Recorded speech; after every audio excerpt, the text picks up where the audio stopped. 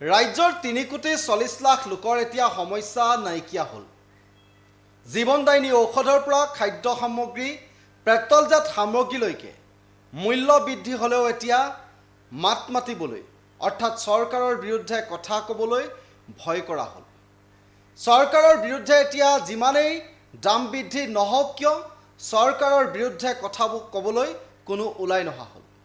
সেয়া লাগিলে জাতীয় সংগঠনৰ নেতাসকলেই হওক বা সেয়া সাধাৰণ ৰাইজেই হওক।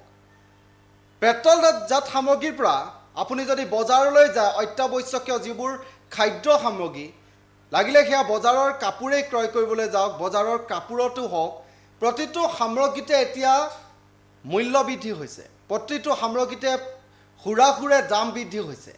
কিন্তু তাৰ পাছতো চৰকাৰৰ বিৰুদ্ধে কথা ক'বলৈ এতিয়া মানুহৰ অভাৱ ঘটিছে। চৰকাৰৰ বিৰুদ্ধে কথা একাৰ নকয় এতিয়া সকলোৱে। চৰকাৰে যিমানেই হুৰাহুৰে দাম বৃদ্ধি নকৰক কিয় চৰকাৰৰ বিৰুদ্ধে এতিয়া কথা ক'বলৈ জাতীয় সংগঠনৰ নেতাৰ অভাৱ হৈছে বা সাধাৰণ সচেতন নাগৰিকৰো অভাৱ হৈছে। চৰকাৰৰ বিৰুদ্ধে কথা ক'বলৈ এতিয়া সকলোৱে ভয় কৰা হৈছে। শেহতীয়াকৈ আমি বিগত চৰকাৰখনৰ যদি কিছু কথা কওঁ, ছবি আঁকিলেও এটা সময়ত জেললৈ যাব লগা হৈছিল, ঠিক একেদৰে কবিতা লিখিলেও জেললৈ যাব লগা হৈছিল। এই কথাবোৰৰ কাৰণে এতিয়া চৰকাৰৰ বিৰুদ্ধে বা চৰকাৰৰ হৈ বা এনেধৰণৰ দাম বৃদ্ধিৰ বাবে প্ৰতিবাদ কৰিবলৈও এতিয়া সাধাৰণ লোকৰ অভাৱ ঘটিছে। জীৱনদায়িনী ঔষধত প্ৰায় 25% দাম বৃদ্ধি হ'ল, কিন্তু দাম বৃদ্ধি হোৱাৰ পাছতো কোনো লোক ওলাই নাহিল প্ৰতিবাদ কৰিবলৈ। ঠিক একেদৰে অত্যাৱশ্যকীয় খাদ্য সামগ্ৰীটো আপুনি যদি চাই হুৰাহুৰে দাম বৃদ্ধি হৈছে। তাৰ পাছতো চৰকাৰখনে ইয়াৰ প্ৰতিৰোধ কৰিব পৰা নাই বা প্ৰতিৰোধ কৰা নাই। তাৰ পিছতো কিন্তু চৰকাৰৰ বিৰুদ্ধে কথা ক'বলৈ কোনো ওলাই নহা হ'ল। ঠিক একেদৰে শেহতীয়াকৈ যদি আপুনি চাই পেট্ৰলজাত সামগ্ৰীয়ে হওক বা ৰন্ধন গেছৰ মূল্যই হওক হুৰাহুৰে বৃদ্ধি পাইছে। দাম বৃদ্ধিয়ে নহয়, ৰন্ধন গেছৰ নাটনি হৈছে, পেট্ৰলজাত সামগ্ৰীৰ নাটনি হৈছে। শেহতীয়াকৈ চৰকাৰে যিবোৰ পদক্ষেপ ল'ব লাগিছিল বা চৰকাৰে যিধৰণে জনসাধাৰণৰ বাবে এই দাম বৃদ্ধিৰ ক্ষেত্ৰত যিবোৰ ব্যৱস্থা গ্ৰহণ কৰিব লাগিছিল সেয়া কৰা নাই।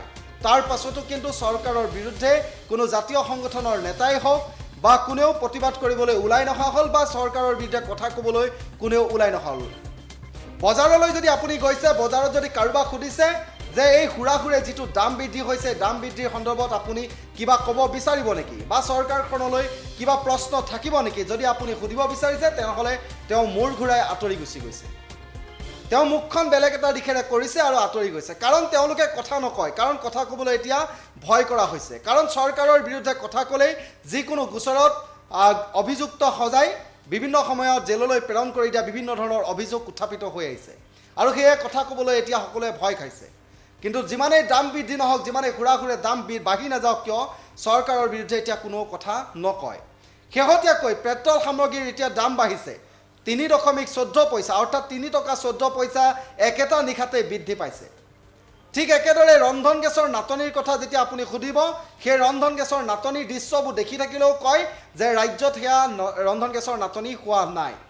আৰু এতিয়া পেট্ৰলজাত সামগ্ৰীয়ে হওক বা ৰন্ধন গেছৰ নাটনিৰ যেতিয়া কথা আহিছে বা ইয়াৰ যেতিয়া দাম বৃদ্ধিৰ কথা আহিছে, তেতিয়া লগে লগে কোৱা হৈছে যে মধ্যপ্ৰাচ্যৰ যুদ্ধ আৰু পশ্চিম এছিয়াৰ যি যুদ্ধ আৰু সেই যুদ্ধৰ পৰিৱেশৰ কাৰণে এতিয়া এনেদৰে দাম বৃদ্ধি হৈছে বা অভাৱৰ এতিয়া অভাৱ দেখা পোৱা গৈছে। আৰু এই মুহূৰ্তত আমি যদি কওঁ যে এই অভাৱ অভিযোগসমূহ বা এই সমস্যাসমূহ জনসাধাৰণৰ এই মূল যিবোৰ মৌলিক অধিকাৰ বা যিবোৰ মৌলিক সমস্যা, এই সমস্যাসমূহৰ ক্ষেত্ৰত চৰকাৰখনে কি ধৰণৰ পদক্ষেপ গ্ৰহণ কৰিব। যিহেতু বিগত সময়ত তেওঁলোকে আমি শাসকীয় বিজেপি চৰকাৰৰ কথা যদি কওঁ, বিগত 12টা বছৰে ইতিমধ্যে শাসনত থকা প্ৰধানমন্ত্ৰী নৰেন্দ্ৰ মোদীয়ে কৈছে লোকেল ফৰ ভোকেল, কিন্তু কিমান লোকেল ফৰ ভোকেল হৈছে? আত্মনিৰ্ভৰশীল হ'বলৈ কি কি পদক্ষেপ গ্ৰহণ কৰিছে? কেনেবোৰ প্ৰশ্ন বহু আছে। কিন্তু এই মুহূৰ্তত জনসাধাৰণৰ যিবোৰ সমস্যা, যিধৰণে হুৰাহুৰে মূল্য বৃদ্ধি হৈছে, এই মূল্য বৃদ্ধি ৰোধ কেতিয়া কৰিব? কোভিড পৰিস্থিতি ঘূৰাই আনিবলৈ মোদীয়ে আহ্বান জনাইছে, প্ৰধানমন্ত্ৰীগৰাকীয়ে আহ্বান জনাইছে যে অত্যাধিক পেট্ৰল ব্যৱহাৰ যাতে হ্ৰাস কৰিব পাৰে তাৰ বাবে বিভিন্ন ধৰণৰ পদক্ষেপ গ্ৰহণ কৰিছে, য'ত দেখা গৈছে যে প্ৰধানমন্ত্ৰী নৰেন্দ্ৰ মোদীয়েও নিজৰ যিবোৰ কনভয় বাহন আছিল সেই বাহন হ্ৰাস কৰিছে। মোদীৰ আহ্বানৰ পাছতে কেইবাখনো ৰাজ্যৰ মুখ্যমন্ত্ৰীকো দেখা গৈছে যে তেওঁলোকৰ নিজৰ নিজৰ কনভয়সমূহ যিবোৰ বাহন আছিল সেই বাহনবোৰ ক্ৰমান্বয়ে হ্ৰাস কৰা দেখা গৈছে। তাৰ বিপৰীতে তেওঁলোকে ইতিমধ্যে আহ্বান জনাইছে যে ইলেক্ট্ৰিকেল যিবোৰ ভেহিকল আছে, যিবোৰ ইলেক্ট্ৰিক বৈদ্যুতিক বাহন আছে, সেই বাহনসমূহ ব্যৱহাৰ কৰিব লাগে। এনেদৰে পেট্ৰলৰ তেওঁলোকে ব্যৱহাৰ হ্ৰাস কৰাৰ চেষ্টা চলাইছে। ঠিক একেদৰেই বিদেশী মুদ্ৰা সংকোচনৰ বাবেও মোদীয়ে আহ্বান জনাইছে যে সোণ ক্ৰয়ৰ বাবে এবছৰৰ বাবে সোণ ক্ৰয় নকৰিব। এনেধৰণৰ বিভিন্ন পদক্ষেপ গ্ৰহণ কৰিছে। কিন্তু এই মুহূৰ্তত সকলোতকৈ ডাঙৰ কথাটো হৈছে এই মূল্যবৃদ্ধি ৰোধৰ বাবে কেনেধৰণে চৰকাৰখনে ব্যৱস্থা গ্ৰহণ কৰিব।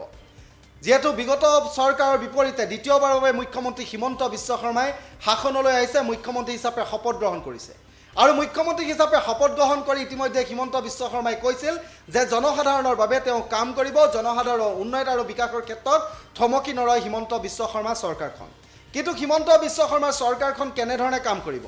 যিধৰণে দেখা গৈছে ৰাজ্যত যিধৰণৰ মূল্যবৃদ্ধিৰ প্ৰভাৱ ঘটিছে, যিধৰণে মূল্যবৃদ্ধি হৈছে, প্ৰতিটো সামগ্ৰীত যিধৰণে মূল্যবৃদ্ধি ক্ৰমান্বয়ে বাঢ়ি গৈছে, তেনেস্থলত হিমন্ত বিশ্ব শৰ্মাৰ চৰকাৰে জনসাধাৰণক এই মূল্যবৃদ্ধিৰ পৰা সকাহ দিবৰ বাবে কি কাম কৰিব, কেনেধৰণৰ পদক্ষেপ গ্ৰহণ কৰিব হিমন্ত বিশ্ব শৰ্মাৰ চৰকাৰখনে?